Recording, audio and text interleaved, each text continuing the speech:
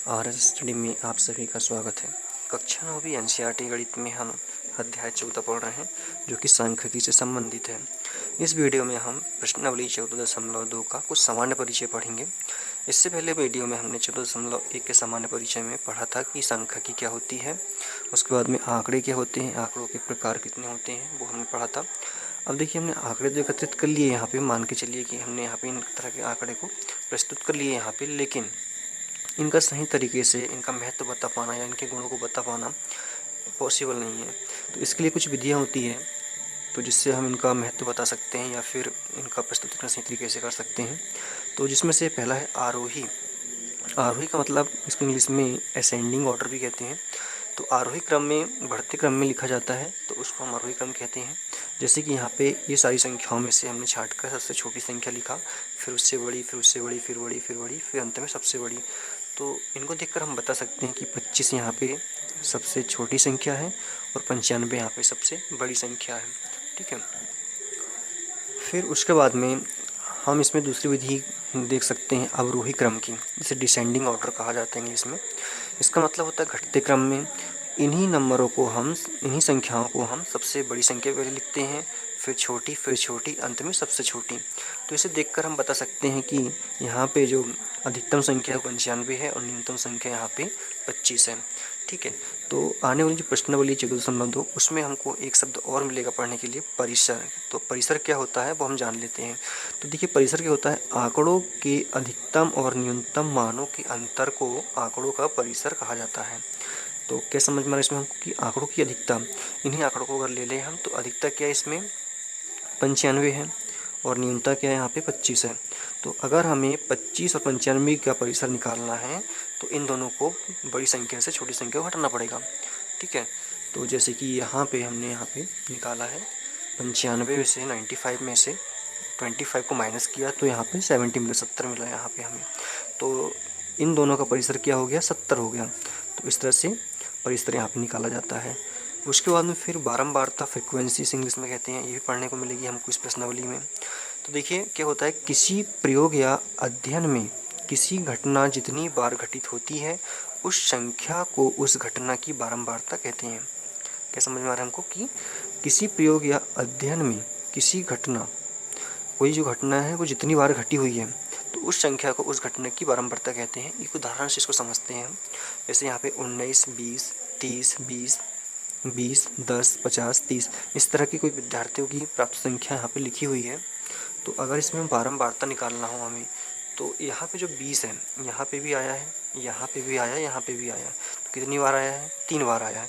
तो यहाँ पे जो 20 की बारंबारता है वो कितनी बार है, 3 बार है। कहने का मतलब यह है कि जितनी बार जो संख्या रिपीट हो रही है वो उसकी बारंबारता कहलाती है। ठीक है। अब यहाँ पे देखिए हम, तो जो बारंबारता बंटन है, ठीक है, मतलब किसी भी संख्या की बार बार रिपीट होने की जो बंटन सारणी है वो 2 प्रकार की होती है। पहली होती है वर्गीकृत बारंबारता बंटन सारणी, और इसका दूसरा भाग है, पहला अवर्गीकृत है और दूसरा वर्गीकृत है। ठीक है। इसमें वर्ग नहीं बनाए जाते हैं, इसमें वर्ग बनाए जाते हैं। तो दोनों हम उदाहरण के तौर पे समझेंगे। तो अवर्गीकृत बारंबारता जो सारणी है, इसमें वर्ग नहीं बनाए जाते हैं और इसमें वर्ग बनाए जाते हैं, अभी समझ लीजिए। जैसे कि यहाँ पे हम देखें अवर्गीकृत बारंबारता बंटन सारणी में, तो हमें यहाँ पे कक्षा 9वीं के 30 विद्यार्थी द्वारा 100 में से प्राप्त अंक यहाँ पे दिए गए हैं। ठीक है, ये सारे हमको यहाँ पे अंक दिए गए हैं। अब इसकी हमें बारंबारता बंटन सारणी बनाना है, लेकिन कौन सी, अवर्गीकृत सारणी अगर बनाना है तो किस तरह से बनाएंगे हम। तो ये सारी संख्याएं तो हमको दे दी गई है यहाँ पे। तो इसके लिए हम यहाँ पे क्या करेंगे, एक कॉलम बनाएंगे इस तरह का। तो इन आंकड़ों को लिखने के लिए इस तरह से एक तालिका बनाएंगे हम, जिसमें 2 कॉलम होंगे, एक में अंक रहेगा और दूसरे में विद्यार्थियों की संख्या या इसकी बारंबारता रहेगी। ठीक है। तो जैसे कि हम देखें, अगर इसमें 10 संख्या को हम ले लें, ठीक है, 10 नंबर को यहाँ पे ले, या 10 अंक को ले लें हम यहाँ पे, तो इसमें देखें तो 10 जो है वो सिर्फ एक बार यहाँ पे आया है। ठीक है। यहाँ पे कितनी भी बार देख लें हम तो रिपीट नहीं हुआ है। तो इसका मतलब क्या हुआ, जो 10 है वो कितनी बार है, एक बार है। ठीक है। 10 अंक प्राप्त करने वाले कितने विद्यार्थी है यहाँ पे, सिर्फ एक है। उसके बाद में अगर 20 पे आएँ, तो 20 देखें हम तो सिर्फ यहाँ पे एक बार है। तो 20 अंक प्राप्त करने वाले कितने विद्यार्थी हैं, 1 है, इनकी बारंबारता क्या है, 1 है। उसके बाद में हम 36 की बात करें तो 36 कितनी बार है, 3 बार है। तो एक 36 यहाँ पे है, ठीक है। उसके बाद में एक 36 यहाँ पे है और उसके बाद में एक ये है। तो इस तरह से 36 अंक प्राप्त करने वाले विद्यार्थी कितने, 3 हैं। तो अंक यहाँ पे आ गए 36 और कितने विद्यार्थी हैं तो उनकी बारंबारता यहाँ पे आ गई। तो 36 अंक प्राप्त करने वाले 3 विद्यार्थी हैं, मतलब 36 की बारंबारता 3 बार है। उसी प्रकार यहाँ पे सारे अंकों को हम देख सकते हैं। 40 यहाँ पे 4 बार है, फिर 50 यहाँ पे 3 बार है, 56 यहाँ पे 2 बार है, 60 यहाँ पे 4 बार है, उस तरह से 95 यहाँ पे 1 बार है। और टोटल करें अगर अंत में हम तो टोटल कितने विद्यार्थी हैं, 30 हैं। तो इस सारणी को हम क्या कहेंगे, इस सारणी को अवर्गीकृत बारंबारता या केवल बारंबारता बंटन सारणी इसमें हम कहेंगे इसको, ठीक है। इस तरह से अगर कोई क्वेश्चन आता है कि किसी भी अंक देकर हमसे पूछें या कोई भी नंबर देकर हमसे पूछे कि इसकी आप बारंबारता सारणी बनाइए तो किस तरह से बनाएंगे हम, इस तरह से। लेकिन अगर कहा जाए कि आप इसकी अवर्गीकृत सारणी बनाएं तो वो भी यही बनेगी, और कहे सिर्फ कि आपको बारंबारता सारणी बनाए तो वो भी इस तरह की बनेगी, ठीक है। इसके बाद में हम समझेंगे वर्गीकृत बारंबारता बंटन सारणी क्या होती है। तो यहाँ पे जो वर्गीकृत बारंबारता सारणी है वो इस तरह की होगी, जिसमें एक कॉलम में या जो बचे हुए पौधे की संख्या आपको दिख रही है, फिर मिलान चिन्ह और विद्यार्थियों की संख्या बारंबारता। तो इसमें सिर्फ अंतर इतना है कि यहाँ पे जो मिलान चिन्ह है, ठीक है, मिलान चिन्ह इसमें लिखना होता है कि इसमें वर्गीकृत में और अवर्गीकृत में यहाँ मिलान चिन्ह नहीं लिखना होता है, और यहाँ पे वर्ग बनाना पड़ता है, ठीक है। जैसे कि यहाँ पे 20 से लेकर 29 तक का वर्ग बना है, मतलब अगर कोई संख्या दी गई है 20 से लेकर 29 तक तो वो इसके अंतर्गत आएगी सारी, ठीक है। तो हम एक उदाहरण के तौर पर समझते हैं इसको, एक उदाहरण से समझते हैं।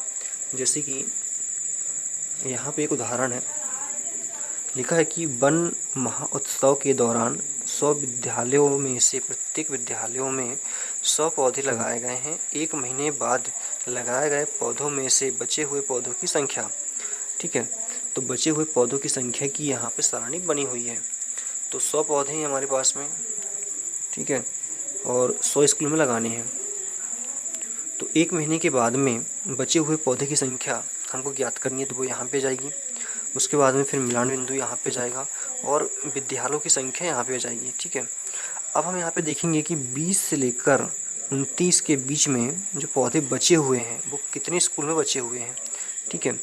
तो 3 स्कूल में ये पौधे बचे हुए हैं। पौधों की संख्या यहाँ पे 20 से लेकर मतलब 21, 22, 23, 24, 25 ऐसा 29 तक जो भी पौधे बचे हुए हैं वो कितने स्कूल में बचे हुए हैं, 3।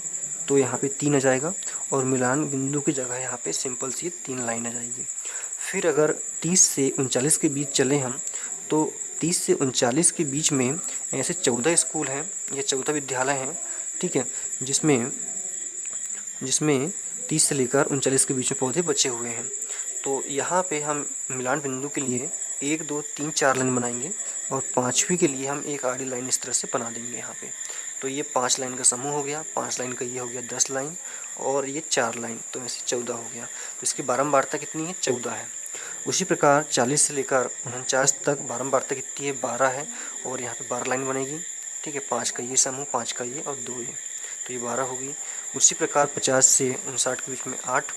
तो इस तरह से पूरी तालिका हमको बनानी होती है, ठीक है। दोनों फ़र्क सिर्फ यहाँ पे क्या है, वर्ग बनाना पड़ता है हमको। यहाँ पे अगर प्रश्न में दिया है कि 5 के अंतराल का वर्ग बनाइए, तो हम यहाँ पे दोनों में अंतर 5 का रखेंगे, और अगर 10 का कहा है तो 10 का करेंगे, ठीक है। वर्ग अंतराल क्या होता है, तो ये निम्न आंकड़े और जो अधिकतम आंकड़े यहाँ पे दिए गए हमको, उसका जो अंतर वर्ग अंतराल कहलाता है।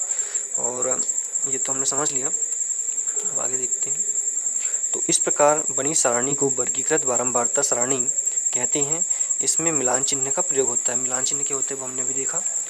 और देखिए यहाँ पे इस समूह को वर्ग कहते हैं। जैसे कि यहाँ पे 20 और 29 का समूह बनाया था हमने अभी, तो ये समूह क्या कहलाएगा, वर्ग कहलाएगा, ठीक है, या वर्ग अंतराल कहते हैं।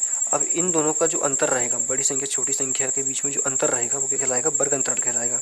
प्रत्येक वर्ग की न्यूनतम सीमा या न्यूनतम संख्या को निम्न वर्ग, अगर कोई भी वर्ग है उसमें जो छोटी संख्या मान के चलिए, जैसे कि यहाँ पे 20 और 29 लिया हमने, तो जो न्यूनतम मतलब जो छोटी संख्या है उसको क्या कहेंगे, निम्न वर्ग सीमा, और जो अधिकतम रहेगी उसे ऊपरी वर्ग सीमा कहेंगे। जैसे बड़ा क्या है यहाँ पे 29 है तो ये ऊपरी कहलाएगी, ठीक है।